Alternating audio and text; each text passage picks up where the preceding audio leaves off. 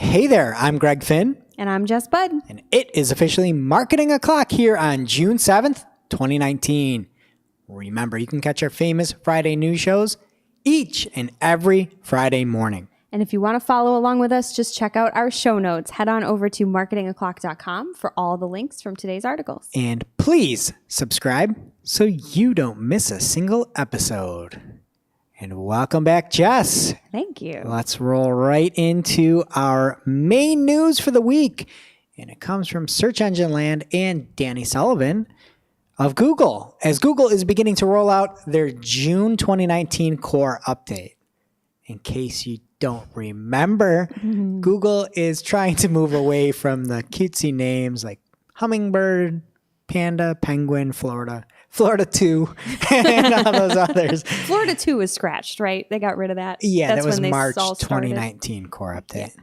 And so this was a little different than usual updates where Danny Sullivan of Google on his @SearchLiaison Twitter handle had released this tweet saying there is a update coming tomorrow. So it was kind of a pre-notification of the update. That's very nice of him. Exactly. And the update came out on June 4th, I believe is the first full day that you should see that data in your analytics. And there were some folks that did better, as always, and then some folks that did worse. And one thing that the industry typically looks at is, were there any specific niches that were hit, that did better? And many times these updates can affect one specific channel, let's say. And in this case, the biggest, Systrix came out with a look of the biggest winners and losers. And for those winners in visibility, there were many different sites. It seemed like to me a lot of the examples they used were from UK, but the mirror.co.uk, the sun.co.uk, the Huffington Post did better. And also there were many health-related sites that saw either volatility up or down. So there was a big loser, at least on the news side, that is dailymail.co.uk. If you've ever been to Daily Mail's site, it's arduous to navigate. I'm going. And, oh boy, be prepared. There's ads everywhere. There's video playing at the bottom. They're one of those sites that tries to send you notifications. Ugh. You X out of the ads and you get new ads. It's a disaster. Whoa. And so just generally looking at the biggest movers and shakers in the June 2019 core update, a lot of news sites and a lot of health sites. We talked about Dr. Axe getting axed back in March 2019. And according to, again, Systrix's data, it looks like it dropped another 31% there. And then something else that I just love, when there is a shift like this, an SEO at a company or just a marketer company going right to the Google Help chat, and somebody from the Daily Mail did that. Oh. And said, hey, we lost about 50% of our traffic after this update. I don't know if they knew about the update, to be fair to this person. Maybe not the most versatile SEO, but they got a little bit roasted in the comments. And my favorite response after this user put out their sob story about a 50% decrease in organic traffic was from BK360. And he responded to this employee of the Daily Mail saying, your user experience is dreadful. Dreadful page load speeds that crash even fast browsers, and ads capital everywhere. So, man, people on the internet are real nice to each other. Of course, they're not wrong. Having just been to this site, I'm like, yep. Yeah, so that's something as well to say that it appears that health-related sites and news and kind of editorial-related sites, there's other stuff that took a dip, like Nintendo Life. Like, I poor thing. More like Nintendo death at this point, the 31% drop. But anyway, check it out, your analytics, especially if you're in the health vertical or the news editorial vertical, and see how you shook out. Man, well, there's something else that we need to see how this shakes out, because there's been a change that is rolling out, and the one and only Ginny Marvin has pointed this out in an article on Search Engine Land this week. This isn't on the organic side, it's on the paid side. But it's pretty important news for anyone who has their Google Ads location targeting set to, quote, people in your targeted locations, because this is changing. As she pointed out this week, the option is now, I will put this in quotes because this is what it says in the interface, people in or regularly in your targeted locations. So this means folks don't necessarily need to be physically located in your target location at the time they perform the search, just as long as they regularly commute or travel to that location. Yes. And what you said was a lot of words. And so I want to recap it and explain the situation. So let's pretend that you work at a digital marketing agency. Can you pretend that? Can you imagine that? I can't possibly imagine that. But okay, I'll go with you here. And let's say I'm a client and I say, can I just target my ads to one location? What do you have to respond if I say, can I target my ads to one location in Google? The answer now is no. Correct. Used to be yes. Correct. And I so believe, everyone knows. Yeah, and I believe that Andrea Cruz from Co-Marketing, we've had Casey Gillette from Co-Marketing on this very podcast, had spotted this, and it's out in everything. I was training an intern yesterday showing a few different things while setting up a campaign, and I ran across it and just showing. And it's just so hard to explain this to clients, to anybody, that you can't target an area anymore. So you can either target people who are there and interested, or people there or regularly there, or people searching for the location. It is so unhelpful. It is. It is mind-bogglingly unhelpful. Say, I get it if you're like, hey, I am going to be interested in this location. That's very, very valuable. Sure. Or to say, I'm currently in that location. Yes. What do I do with regularly in the location? Well, we don't even know what regularly means because they haven't defined that. Right. Say you have a 15-minute commute and or a half-hour commute. You hop on the train and now you're in the city where you typically live outside of the city.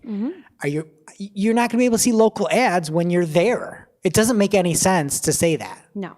I like the idea of it. I feel like people that regularly go somewhere, there are times when an ad might be relevant to show them. I would like to see that separated, though, from people who are physically located in a place. I agree. But why take away the ability to target a location? It makes no sense. It makes no sense. I don't know. If it's half as volatile as some of the automated bidding strategies that we've seen recently, I feel like this is just going to, accounts might change, performance might change. People need to note that this is happening and just watch out. Not that there's much you can do about it, but I guess note. I love choice. I like this option where you can say there's a good chance that people could possibly be there. My concern is that why take away the ability to target a location? Just add it. Give us more options. You don't need to take something that was working fine away to target a location. I agree. And I also don't like commute or travel to that location because that wording to me is a little bit funny too, because how far away do you have to travel? All of this is just, it's too muddy for me. They haven't defined anything. And to your point, we lose a little bit of control when we used to have much. So I'm not cool with it. Whatever. End rant. I'm done. Okay. And on that end rant, we are done with the news and on to a different rant for this week's Take of the Week. A take that's so spicy that we have to bring it to you and let you decide. We just identify it. You make the call. And this week's tweet comes from Cyrus Shepard at Cyrus Shepard on Twitter. And there was a tweet out from Epi Voigt. And he had said, if what I see in Search Console continues, guarantee that $Google, so the hashtag or whatever you call it for stock price, Google, smashes earnings next quarter and beyond. Since the new ad layout rolled out, organic positions on mobile have CTRs or click-through rates that historically map to 0.5 to 1 position lower. Those clicks are going to paid media. So Epi said, hey, ads are getting way more visibility, almost 1 to a half of a position more visibility. And you called that. Oh, for sure. I mean, I think everybody called that, but you called that. And so Cyrus said, 2019, the year Google stopped being a search engine with some ads and fully became an ad engine with some search. Ouch. Somebody, we've been saying aloe. We should come up with something better. Somebody grab a spatula because we're getting roasted. I don't know, an oven pan. What you need to do is you need to do the TB12 method. Do you know Tom Brady? I mean, I've heard of the gentleman. He doesn't use sunscreen. Do you know why? Why? Drinks a lot of water. So much water, can't get sunburned. That's not TB12. Look it up. What is the 12? Bing it. Glasses of water a day? His football number, jersey. Oh. Number 12. Well, I'm not going to Bing it. I'm going to DuckDuckGo it because I went on a whole wormhole after reading this tweet and all the responses to it. And it's my new favorite thing on the internet. This fine gentleman at Robin L. May on Twitter responded, and he said, I think people are just programmed to default to Google. They rarely even consider another search option. Even my 5 and 7-year-olds say, Dad, if you can't find it, just Google it. I'm teaching them Bing and DuckDuckGo now as options to expand on using the net, which I thought was sweet. So I took his lead and I went on DuckDuckGo and I searched some things, and it was a wonderful little experience. Have you ever used DuckDuckGo before? No, I haven't. I mean, I know what it is, but I've never been like, let me do a search here. Okay. I tried to make it my default search browser in 2019. Yeah. I made it about 2 weeks. That's kind of a long time, actually. Yeah, it has its own mobile browser. Mm-hmm. It's just not perfect. But there's some nice things about it because, I'm team paid. Their ads look as close to organic results as possible.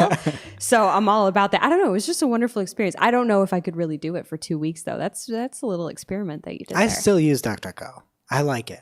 I like it for when I think I've self-diagnosed myself with a condition I don't have. And I don't want it to go into my Google history. I'm like, I need a little privacy. Let me see what it is. Oh, it turns out it was a paper cut. Yeah. I'm okay. Gonna live. But I don't want Google to know that. No, and you can trust the results because my favorite thing that I came across on DuckDuckGo, I just decided that I was going to, what do you call it? Search, I guess. I searched on DuckDuckGo for search engines and they ranked Dogpile above themselves in the results. So I'm like, these are people you could trust. They're not biased. That's what you want in a search engine. Somebody, hey, you know what? Let's pay homage to it's a Dogpile. I haven't heard that name in a long time. It was great. I used that today too. You should play with it. What were people thinking? That was when you had all the domains in the world to choose from. And they're like, maybe search.com? Maybe anything? Oh no. Maybe dog.com? Maybe pile.com? No, let's just come up with a dog pile. That sounds like a steaming sack of dog excrement. Well, that's what it is. If you go there today, it hasn't changed. It's amazing. I highly recommend that our listeners take a few minutes out of their day and head on over to dogpile.com. I don't recommend that, but that brings us to this week's lightning round. Pew, pew. And at this point in the show, we split up our content into 2 parts, paid and non-paid. And I cover everything to do with advertising, aka paid, and Greg covers the organic or non-paid. So here's what's happening in the paid universe this week. First is an update from Facebook. So if you're using dynamic creative on Facebook ads, listen up. And this was just a little notification in the actual ads interface. I haven't seen anything, officially released, any announcements from them, but they did say that as of June 14th, 2019, the combination level breakdown for ads generated using dynamic creative will be removed. You can continue to see performance insights for these ads at the asset level. So that's a bummer because that was a really nice feature to be able to see the combinations that worked best and resonated with your audience. You're not going to be able to do that anymore. You could just look at images or text or whatever. And it worked. Yeah. It worked fine. It was a fine, usable ad item that allowed you to see what combinations were performing best. Why get rid of it? That is a great question because it was one of the advantages that Facebook had versus Google, where Google did essentially what Facebook just reverted to now, where you can see assets and how they're doing, but you can't see the combinations. And it is such a value to see what creative can work with what message. And now we no longer have that. We can just see that one of these elements is working better than the others, but you don't know the combination. It's awful. And it seemed to be working for me. So again, why take this away? Yeah, right? It's a thing they already created. It's one thing if you just don't want to make it. Yeah. You built it. You built it. It worked. People liked it. Where they taketh away, they also giveth, though, because the next story is an announcement from Facebook. Again, they're adding some new features to their video creation kit. So for anyone not familiar with that, it's the tool in Facebook ads that allows you to take your static assets and turn them into videos, just adding text and kind of animating those videos. So a lot of cool updates coming. And again, you can head over to marketingclock.com for the show notes, and that has all of the updates in there if you're really, really interested in what's coming. But basically, more fonts, more templates, more stickers. And what I think is the most important, or my favorite thing about this, is the ability to save a draft of your video and come back later to work on it. 'Cause you didn't used to be able to do that. You had to sit there, figure out what you wanted, finish it, and either publish it or start over when you came back later. So that's not the case anymore. You now have the ability to save a draft of your video, which is awesome. Next up is something new-ish from Instagram. So you might remember... Ish. Yes. It is new. It is officially new, but they teased it earlier this year. You might remember they announced a few months ago that advertisers would have the ability to promote organic content from other creators as an ad in feeds and stories. So now that is officially here. It is happening. So assuming you have the creator's permission to do so, you can set them up as a partner. You have to go in Facebook ads to do this, but then you can promote their content. And it just puts a little, disclaimer that it is an ad, even though it's organic content that you're posting. But it's cool. Yeah, and I can think of a million examples this would make sense for. Like, say you're an Instagram influencer, and you need to sell 36 pieces of clothing. Maybe team up with somebody and run a little ad here with some branded content. Wow, that's reminiscent of the show last week that I missed. I listened to it, but I wasn't here. I really like this. I like the ability to be creative with this stuff. And hey, you are sponsoring an athlete, an influencer, or whomever it is that can have a little bit of pull. Yeah. Great. This is cool. Yeah. So why not tap into a resource that's already there, already posting about your brand? Just do it. There's no reason not to. Tap it. No reason not to. All right. In news from everyone's favorite Vine replacement, I'm looking at you, Hope, because she's really, really upset about the death of Vine still. I know. I love how Hope in our Slack, everybody sends videos, and she's like, oh, it reminds me of this Vine. Yes. And guess what? Vines don't age well in general. No. When you have to watch a Vine on a YouTube, it doesn't age well. Vine on Vine is cool because it just keeps repeating and repeating and repeating. But turning them to YouTube videos just to save the memories. I know. It's better just to leave the memories away. I know. But I will say that the one that she shared yesterday, someone turned into a YouTube video where they pulled in the Vine into other clips. That was creative. So I'm okay with that kind of stuff. But we're not talking about Vine. We are talking about TikTok. We should just talk about Vine. You know what? We really should, because I don't have much to say about TikTok. Today was the first time in my life that I actually tried to use it. And I don't know if I'm getting old or if I just don't understand what's going on. But hot take here, I feel like this is a platform. TikTok is a platform designed for people that aren't funny enough for YouTube, but are still completely vain and just want to do things on the internet that aren't funny. And Hope thinks they're funny. I don't think they're funny. I don't think that's a hot take. I think that's a normal take. It's a hot take with the youth. She's really upset over there. She does need a microphone. She sent me these videos earlier of people throwing cheese at babies, and she's dying laughing at her desk, and I'm like, I don't get this. This is not nice. Why would you throw cheese at a baby? It makes no sense. Anyway, if you want to advertise to these people, there's going to be a reason they're doing it, though, right? The what? There's going to be a reason they're doing it. Oh, wow. That was a cheesy joke. Are you Swiss? Yours was the best. Nope, not Swiss. So the news here, though, is that you can advertise on TikTok, and it's right now only available to a select number of agencies, which makes sense because they're really just testing things at this point. But they're trying to improve their platform. They're testing features like interest-based targeting, which makes sense, custom audiences, which makes sense. And this is really cute. They're testing pixel tracking. So people are out there running ads right now with no tracking. So I have no idea. That's exciting. People at like big brands are doing it. I think Grubhub advertises on there and everything. It's wild. But TikTok said they're looking to attract marketers who are interested in the app but wary of its performance. No duh. You can't. How can you know how it's performing if you can't track anything? That's everybody. Everybody's going to be wary of the performance. Anyway, maybe someday it'll be something. For now, unless you're on their list, you can't advertise. But keep an eye out because it someday might become something.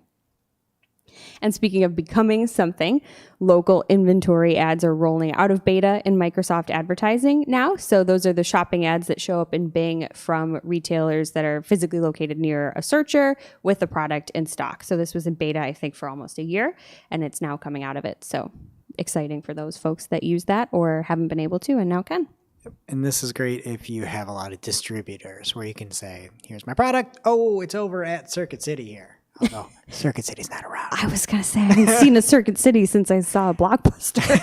Yeah, it's right next to the Blockbuster. Actually. I saw a Blockbuster in my travels last week, actually. It was closed, but nothing had gone in place of it. It still had the blue awning, and it was beautiful. That one? I heard they're putting in a big K there. A big K. Ouch, poor stores. What is next here? Amazon is acquiring Seismic Ad Server and Seismic DCO, or Dynamic Creative Optimization services. So if you're using either of these services, you have nothing to worry about. Nothing's changing other than ownership. Both Amazon and Seismic have released statements saying that the services will continue to operate separately and everything remains the same for now. And finally, here in the lightning round, we have a couple of political stories, if you will. Fantastic. I know. This is just what people are tuning in for. I know. I'll try to keep it brief. If you are in the political space and you're an advertiser, you should read both of these stories. There actually are some important things happening. But the gist of it, kids, is that Washington State is now requiring people to keep public records of any of their election ads that they're running, and they require near real-time disclosure of this information from ad platforms. So Google has said they're no longer going to accept political ads in the state of Washington. LinkedIn said they're not going to accept political ads at all, ever, anywhere. So you can't advertise on LinkedIn. And if you are in Washington State, you can no longer advertise political stuff on Google. But it gets even deeper than that. There's some stuff going on in the state of Maryland, too, where Google has apparently already pulled political advertising from. But there are some regulations there that newspapers are saying violate the First Amendment rights of folks, because if they're having ads on their site, they're required to say specific verbiage. There's all this stuff going on, a lot of regulatory stuff that, again, most of us marketers probably it doesn't matter too much. My question is, how do you even advertise then? Like if you have to have all this stuff on your site, you have to have all this stuff in your ad. How are you putting this all on TV? And if you are, guess what? Nobody's able to read it because it's either way too small to be legible or it's way too fast to be audible. Yeah. I mean, how could anybody advertise if you can't do it on the internet? Well, and that's the thing, is that's what Maryland is saying, is you have to have this verbiage, not even within the ad, but on the site. So put it on the site. Let people advertise. Well, but that's what they don't want. They don't want to have to put specific verbiage on their site. That's where the violation of their rights comes. Oh, that's what you're saying. Do you know what I'm saying? Well, that's not what I'm saying. That's what they're saying. I don't really have an opinion on this because I am not well versed in it. But that's where the issue is, because they might lose ad revenue. And you know what? I don't have an opinion either, but I'm real fired up about it. You sound like most people dealing in the political space. Anyway. Pay attention to regulations in whatever area you advertise is my takeaway here. But if you are in the political space, please do check the show notes and read these two articles, because there could be something here that impacts you now or could in the future. And that's the end of lightning. Thank goodness, because that was awful. You had a lot there. I had a lot. I didn't think you would be struck by lightning twice, but you managed it somehow today. All right. On fire. This week over in non-paid. Speaking of something that every party will like, Firefox will begin blocking trackers by default. And we saw Apple release this for their Safari browser with their ITP 2.1 back last year. Firefox will now block thousands of web trackers by default to protect users from analytics companies, advertisers, and websites that follow them around the web. Firefox is actually going a little bit lighter than Apple was, where they are not going to be looking and removing cookies, because they said that could actually break the user experience. Like if you're logged in and you are cookied and websites use that to help better serve you, they think that makes sense. Yes. But they are going to potentially be blocking trackers by default from Firefox. Okay. Next. I mean, it's no DuckDuckGo, but DuckDuckGo, the privacy engine.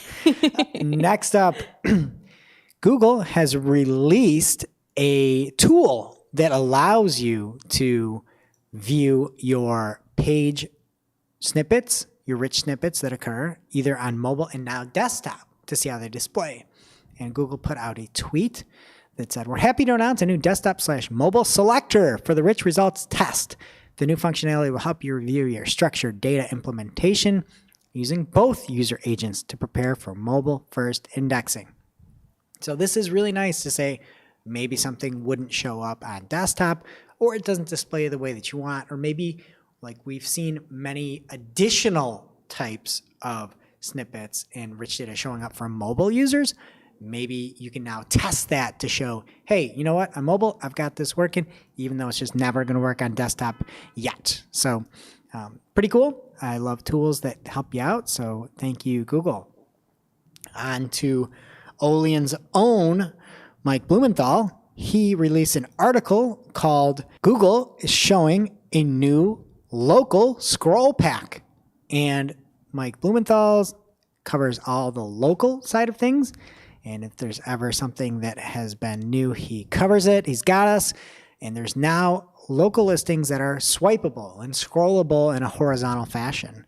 So for anybody dealing in local SEO or local businesses, it's probably better than ever to be higher up if you're hidden, before you were listed in a vertical standpoint, and now you're going to be able to be scrolled to from the left. So good luck with that. And hopefully you are celebrating your first position.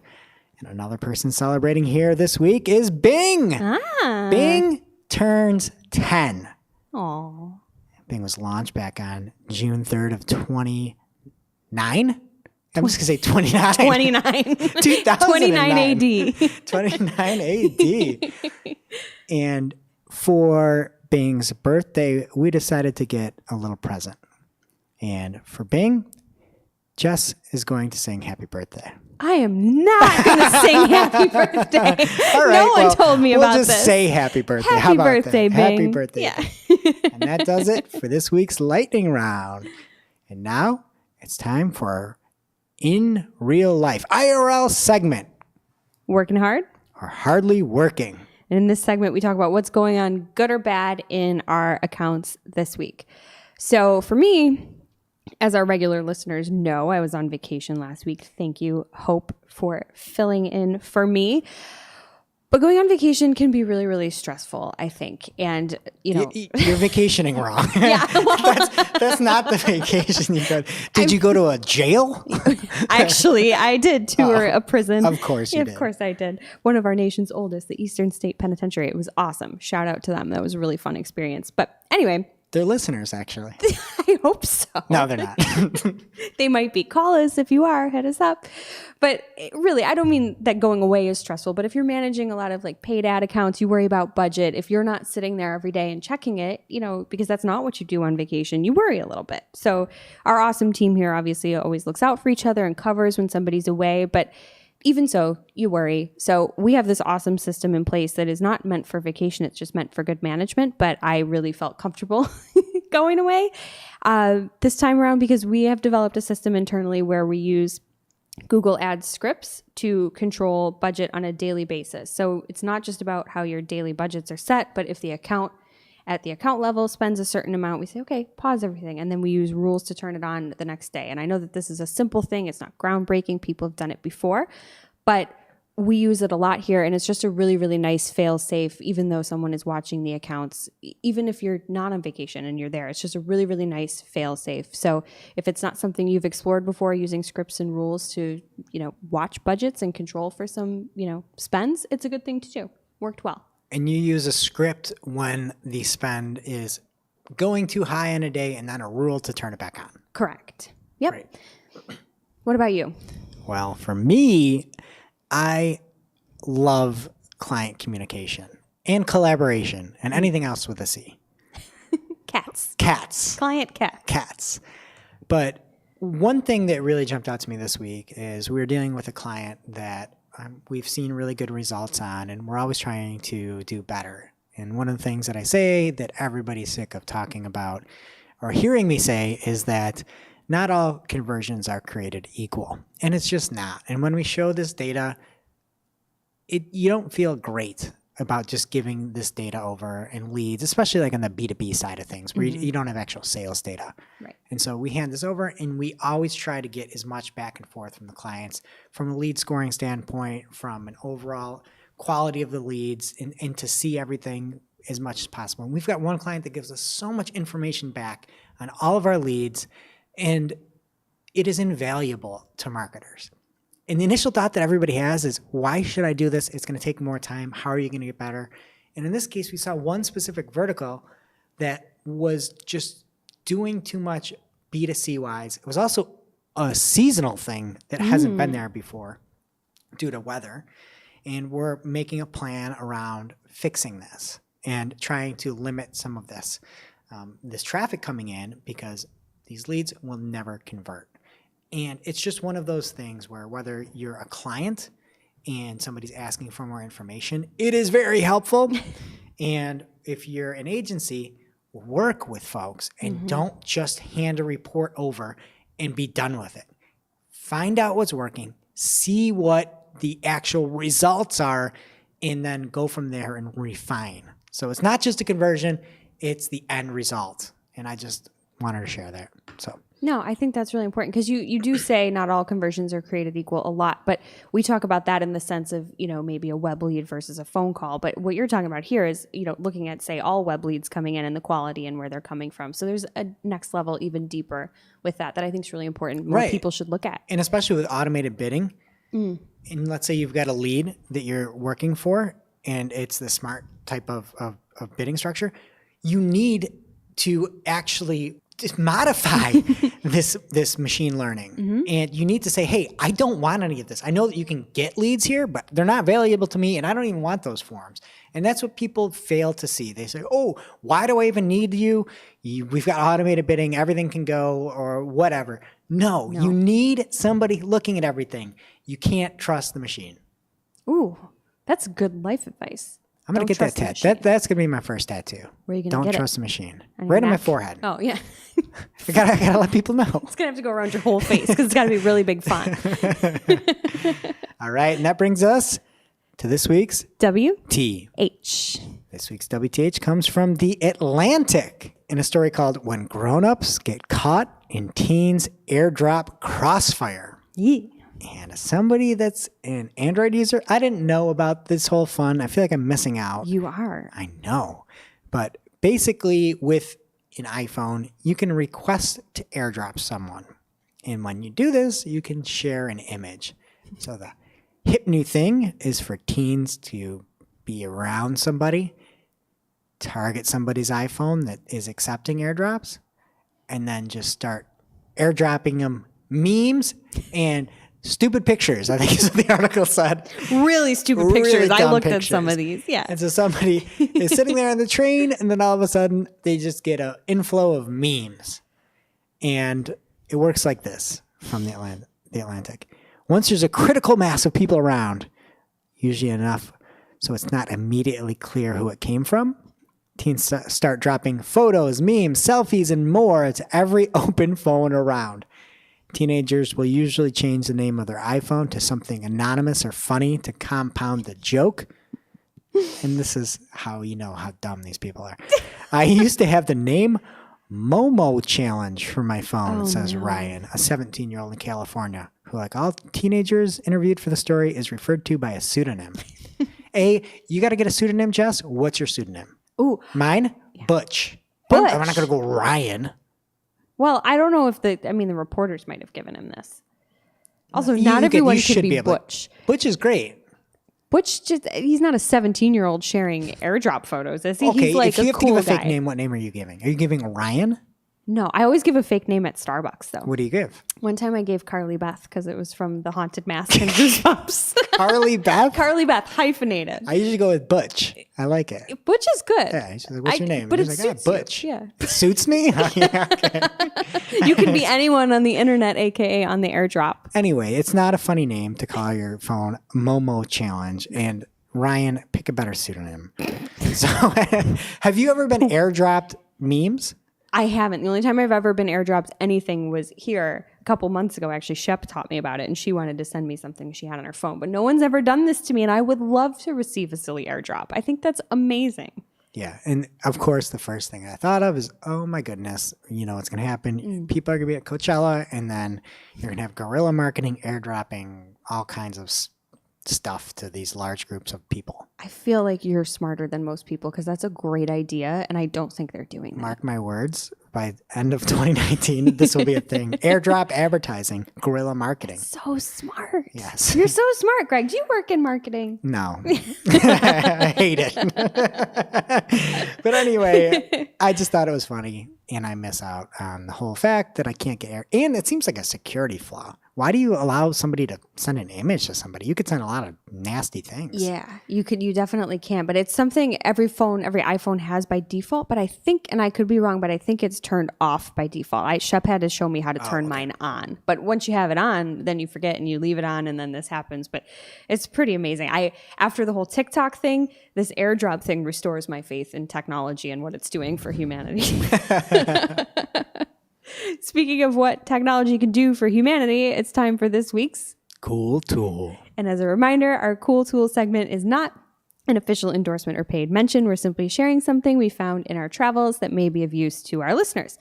So this week's Cool Tool is from StrategiIQ. And is this from your vacation in your travels? No. Or your web travels? Just web travels. Oh, okay. Not from my DuckDuckGo travels. Okay. But I did get an ad. I was searching for cat art. I just wanted to see what came up. And I think I got an ad for like why not to feed wild animals, which I don't even know. I didn't click it, but it probably just went to an article. Nothing made any sense. Okay. I just Well, felt the I need to hope share that I hope this tool is not Dogpile. It's That's all I hope. This tool has nothing to do with anything I just said. I just went on a tangent because I missed being here last week. So this cool tool is cool. It's a custom dashboard in Google Data Studio that pulls in data from Search Console to help you identify areas on your site where your content could be competing for the same terms. They call it the Cannibalization Explorer. So if you're a Google Sheets kind of person, you're not in Data Studio, there's a version for you too. Just head on over to StrategiIQ. I'll spell that for you. StrateGIQ.co. And you could also check the link in our show notes for this, but it's great. Oh, the .com was taken? Yeah. I think they were trying to make it extra cool. Oh, perfect. Mission accomplished. All right. And that brings us to this week's must-read marketing article of the week. An article so in-depth, so detailed that we simply cannot cover it in its entirety on today's show. And this week's article comes from Rand Fishkin over at Spark Toro. And the name of the article is As the Antitrust Case Against Google Kicks Off, Here's Where the DOJ Should Start.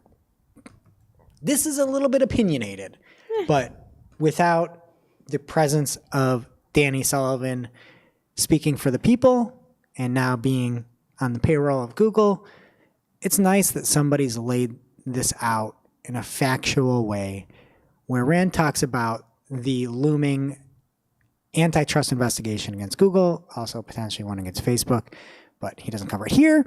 And he talks about the different items that may actually warrant an antitrust case, and talks about the Sherman Act, the Federal Trade Commission Act, and the Clayton Act.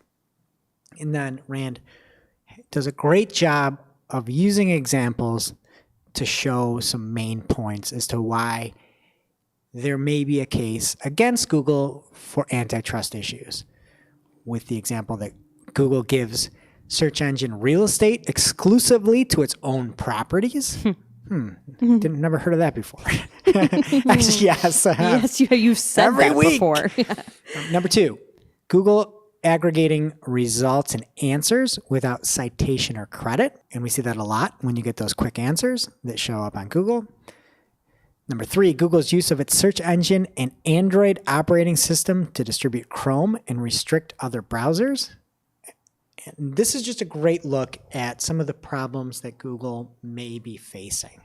So for that fella earlier in the show who was high on hashtag Goog, this may be a reason to short Goog if the antitrust case actually materializes and somebody can prove that Google is a monopoly. So this was just a really great piece of journalism from a very informed person. So thank you, Rand. Yes, thank you. And that does it for today's show.